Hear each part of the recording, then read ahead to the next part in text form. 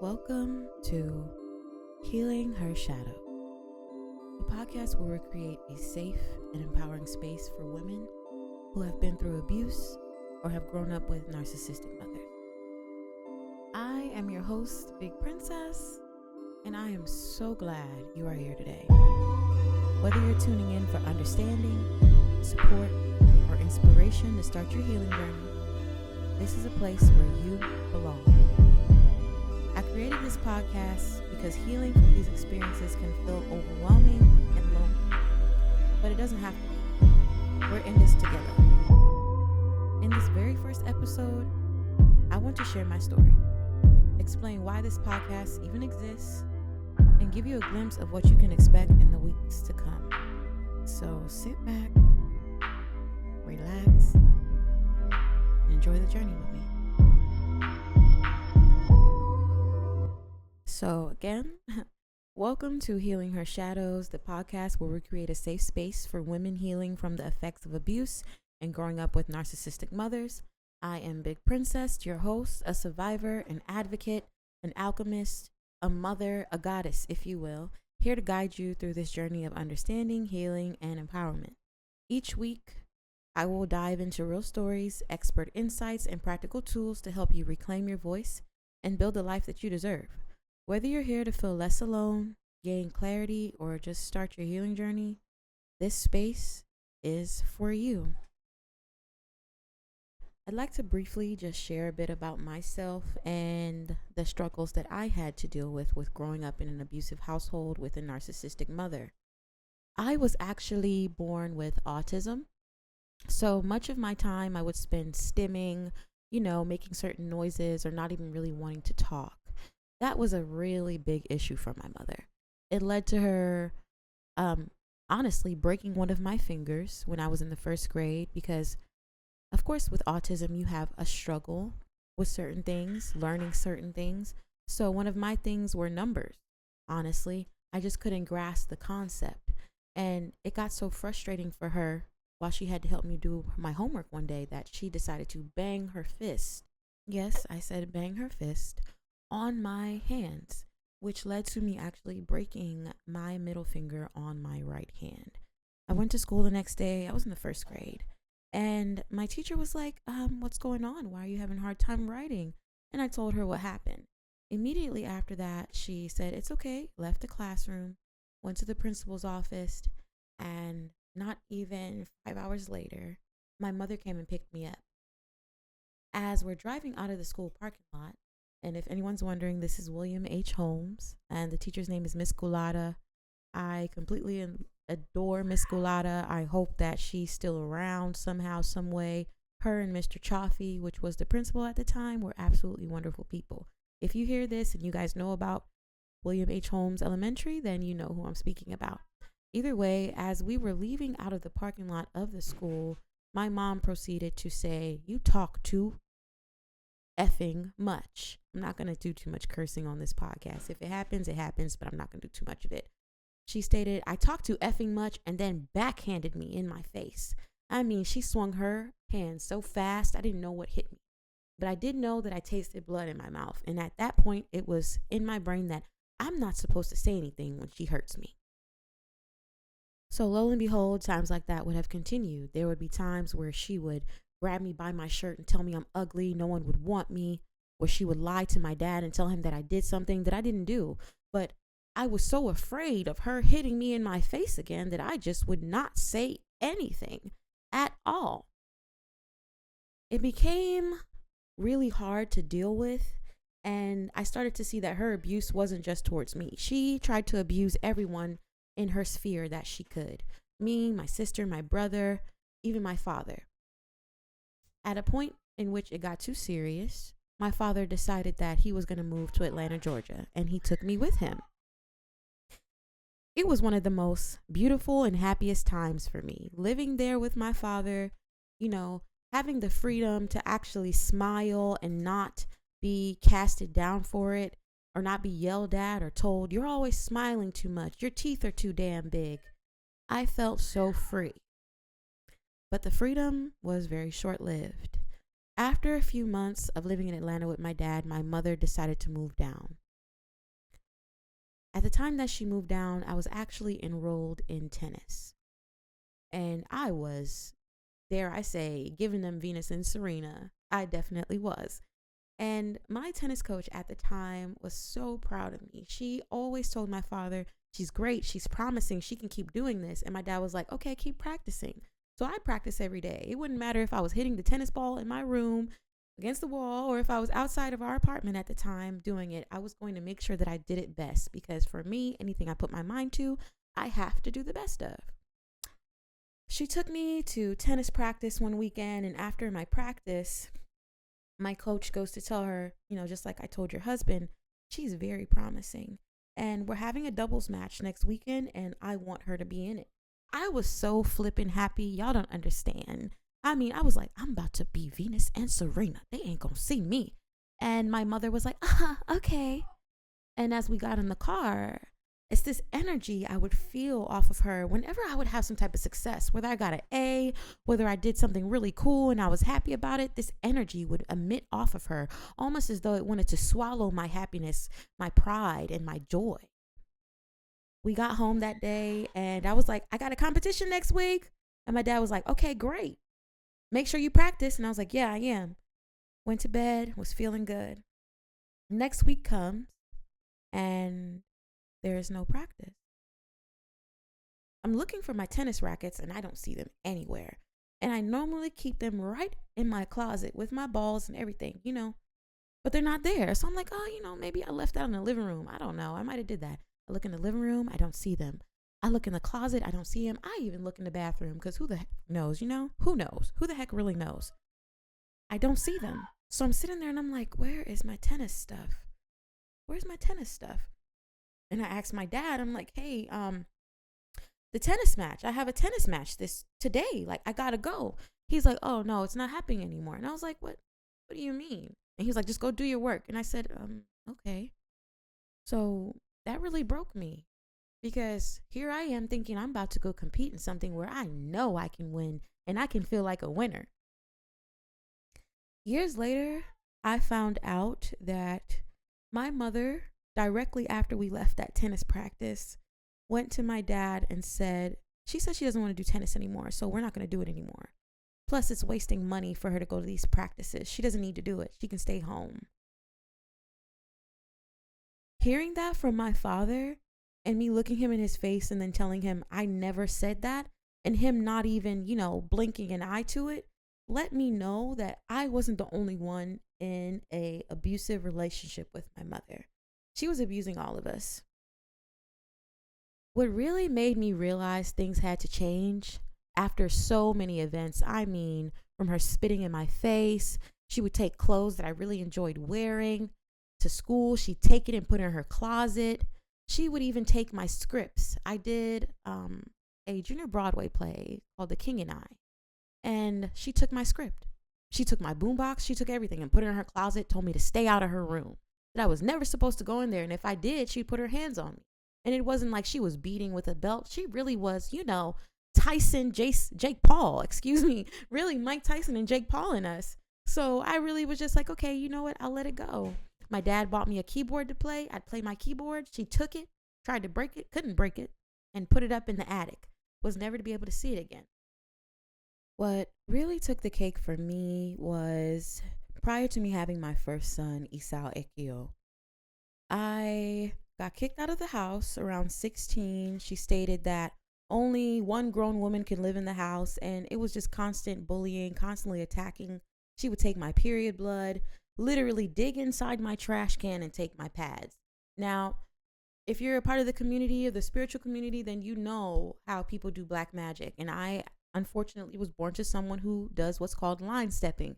And that's when a woman in your family or a man in your family actually steps and does magic against a family member, a bloodline member, or even their own child. She did that, and I started to experience a lot of issues with my uterine system, almost to the point where I had several egg-sized cysts. But gratefully, after she kicked me out, I started to heal. Being far away from negative energy, you'll learn where the attacks were coming from, and you'll show you exactly, who was the issue.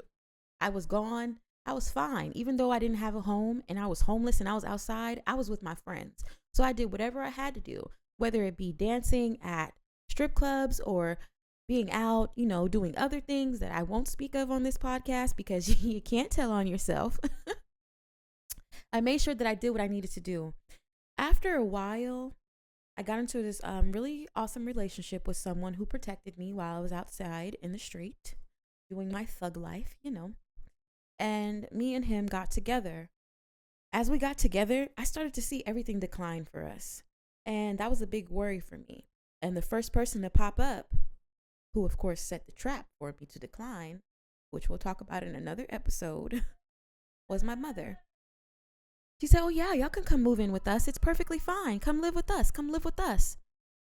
So we did. Against my better judgment, which I know I shouldn't have because of everything she put me through, I still moved back because, anything's better than being outside.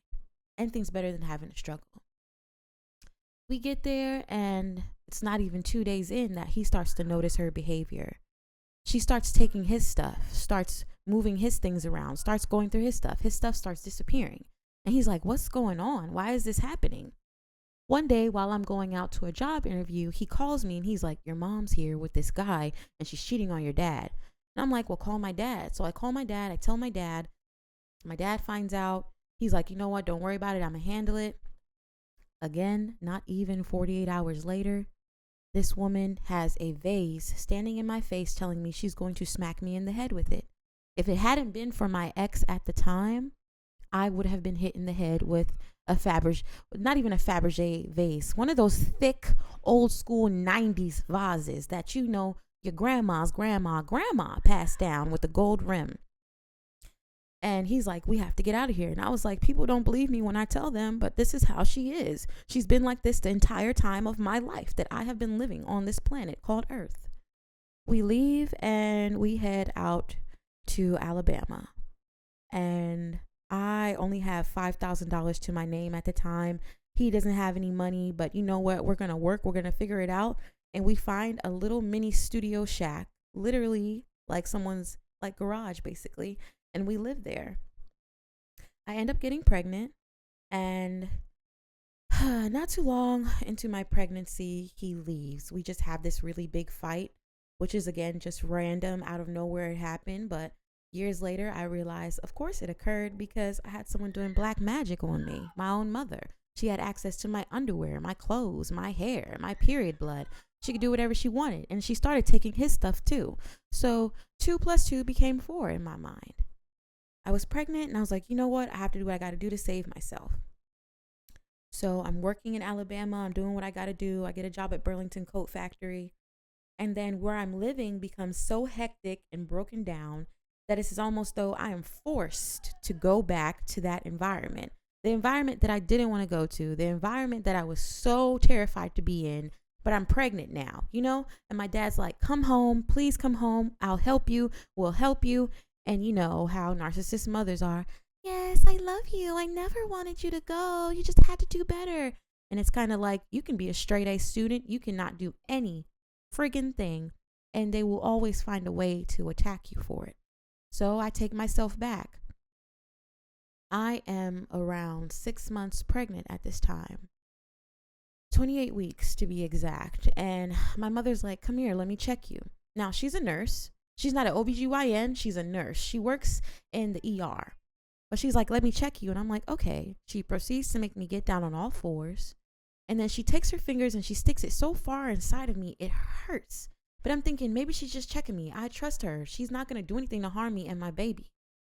The very next day, I went into premature labor.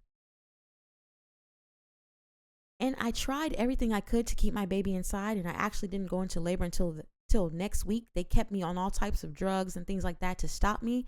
And it was a week before I delivered. But when I finally did deliver, they told me that there was some foreign bacteria that had came in contact with me that caused me to go into labor that essentially was going to kill my baby. At that point, I knew. And it's not like I could tell anyone this because they're going to look at me like, "Oh, she wouldn't do that," because she maneuvers and manipulated every relationship that she had. She had a mask for every relationship. Every relationship, she had a mask for it. So there would be people who would just be like, oh, no, she would never do that. Why would she do that? Lo and behold, me, my brother, and my sister know who the fuck she really is. So later on, my son, Isao Ekio, he stays in the NICU for 3 months. And those 3 months, I spent every single day in Grady Hospital NICU. And I want to say, if anyone from Grady Hospital hears this, thank you from me for watching over my son, Isao Ekio. You guys know that name. He's the only one that's named that name. It means an honorable man, deserved of merit and reward. I spent months thinking about a name for my first child. I even wrote a journal specifically for him. I had a journal entry that I'd write every single day from June 14th until he got out in September, damn near almost my birthday. And it was just the greatest thing for me, bringing him home. I was so happy. I documented everything with him, me singing to him. You guys know I sing and I songwrite. So I sang to him consistently every single day, everything that I could possibly do to show him that I am here.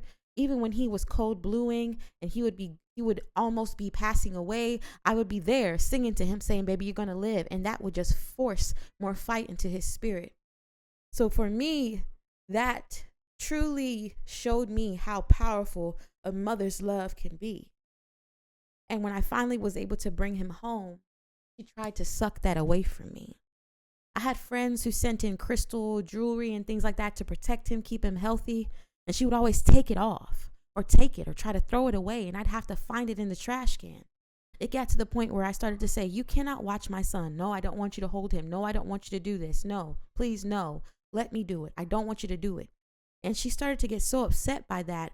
But I think it's because she truly realized that I knew what she was up to. And I may have let myself be a victim, but I'll be damned if you make my child a victim. Honestly, that's where I realized my problem. I am in a space where I am a victim, and now I have an innocent life with me that can also be a victim. Shortly after that realization, I started posting videos singing on Facebook. I would go to the garage, sing in the garage, and race back upstairs. My son wasn't even 3 months yet. He can't crawl, he can't move, he can't roll. He has a stent in his head because of him having hydrocephalus, so there's no possibility of him doing extra movements right now. All of a sudden, I hear boom, boom, boom.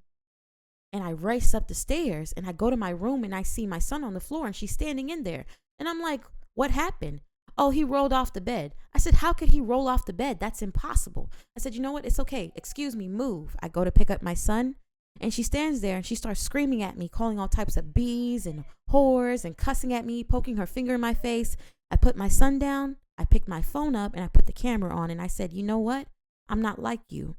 I'm not going to harm or do any harm in front of my son. I'm just going to videotape you. And she kept screaming and screaming and screaming. Then she storms out the room. I took it upon myself, of course, to post it on Facebook. And I know a lot of people seen that video, which I was so grateful for them seeing it. But the issue is that someone that knew her also seen it. So they proceeded to call her, and she went over to their house and then decided that she was going to call the police on me. When the police arrived, I explained to them why I started recording. I explained to them what happened. I showed them the video.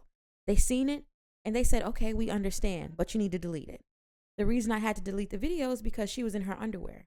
But what baffles me still to this day, and, you know, it shouldn't really baffle me because I know that she was delving in dark magic, is that they only told her, you shouldn't be doing that, and then proceeded to try to reprimand me when she's putting a handicapped child in danger. That's supposed to be her grandchild. Shortly after that, she called DFACS on me, told them that I wasn't taking care of my son. DFACS stopped by the house. They checked my son. They checked me. They seen that I was taking care of my son. But what they did also see was my mother putting locks on the refrigerator so we couldn't eat.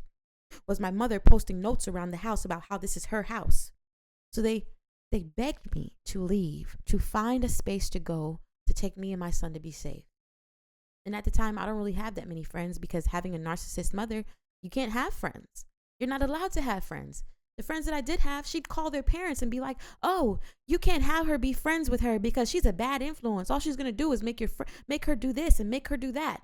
And some people listened. And there were other people who were like, I'm sorry, your mother's crazy. And it's not that we don't want her to be friends with you, but we don't want her around your house. And her and you being friends would then mean that she would have to be at your house. So I would then lose friendships. I even had boyfriends come and tell me that my mother would call their mom and talk bad about me, talk so bad about me so that their mother would then turn to them and tell them, maybe you should break up with this girl. And they're looking at their mom like, you know, her mom is crazy. I finally move out. I get a nice little place that I'm sharing with someone. I'm roommating. I'm in one room. But you know what? Me and my son are going to make it shake. I step out and I go to actually go sell a song, and I want to go meet with the artist. I'm trying to make money. Not too long after that, I get a call that my son is being taken by DFACS. How? When I just left my house? How? When he has a babysitter? How? When everything is paid for? Yet again, they did what they did again. And because I wasn't anywhere near, I couldn't go obtain my child. So my son was taken from me. That was her plan all along. The day that she started to try to fight me, she told me, I'm going to take your son from you. Watch. And I looked at her like, why would you even say that to me? What type of woman are you to even look at your daughter and say that? But that's exactly what she did. She did everything in her power to plot and plan and to X me out of me having my son. And it wasn't because she wanted my son for her to be hers. My son was getting a check because of his hydrocephalus. And with narcissists, their biggest attractions are money. And honestly, not too long after that, I went into a very deep, dark, depressed mode. And that wouldn't be the first time I went into a depressive mode on her behalf, things that she created. About that again in the next episode. So I gather my bearings and I move out of Georgia into the state of North Carolina. And the moment I get there, I am making money. I'm making moves. It's allowing for me to build for myself. So I start sending money to my son. He's getting packages. He's getting money. I'm doing FaceTime calls. Everything I possibly can do to let him know I am still here. Mommy loves you. Regardless of what's going on, mommy adores you. And that's not ever going to change. It gets to the point where my Uncle Runnings, his wife comes up from Jamaica. Rest in peace, Uncle Runnings. I love you. His wife comes up and she's there, helping my mom take care of Esau. So I let her know, hey, I'm going to be coming and get Esau. She laughs, says, ha, you're never getting him back. And I said, what did you just say to me? She said, you're never getting your son. I said, why would you say that? First and foremost, you're not his mother. And after that, I said, you know what? I'm not going to do this. I hung up the phone, started making my plans to go get my son. When I contact the courts, they're like, please, go get your son, please. We didn't want to hand him over anyway. But that I would also have to reach out to the Supreme Court because my mother decided to go to Supreme Court with forged documents and tell them that she is his natural born mother. Imagine. You see your child have their first child and they exhibit so much happiness being pregnant, and your only goal is to take the baby away from them. This was the turning point for me. This let me know that I had one of the biggest enemies in front of my face since I was born. This experience indefinitely changed how I looked at people, how I viewed narcissists, how I view certain mother-daughter relationships. It almost made me feel jealous at a point because I'm thinking, why is it that I don't have this type of relationship? Why don't I have someone who is there to care about me? And that's why Healing Her Shadows was started. To help women like us feel seen, heard, and understood. So within the next few episodes, we're going to explore the traits and tactics of a narcissistic parent, how to break the cycles of abuse. We're going to discuss some practical tools for building confidence, for setting boundaries, and for finding true joyfulness, which means happiness. There's no one-size-fits-all solution, but together we'll discover ways to heal, grow, and thrive. I want to thank you so much for listening to this first episode of Healing Her Shadows. If my story resonated with you or if you want to share your own, I'd love to hear from you. And I know you're wondering, okay, Big Princess, well, how do I share these things? Well, if you just go to any of my socials and you contact me there, we can link up and go from there. I would love to have speakers and those who have experienced, those who have survived, those who are looking for advice. We are here to help each other. Don't forget again to subscribe so you don't miss next week's episode, because like I said earlier, we are going to dive into the traits and tactics of narcissistic mothers, how they attack people, how to start recognizing their impact, and what you can do for yourself. So, beloved, always remember, healing is a journey, and you don't have to walk it alone. I'm here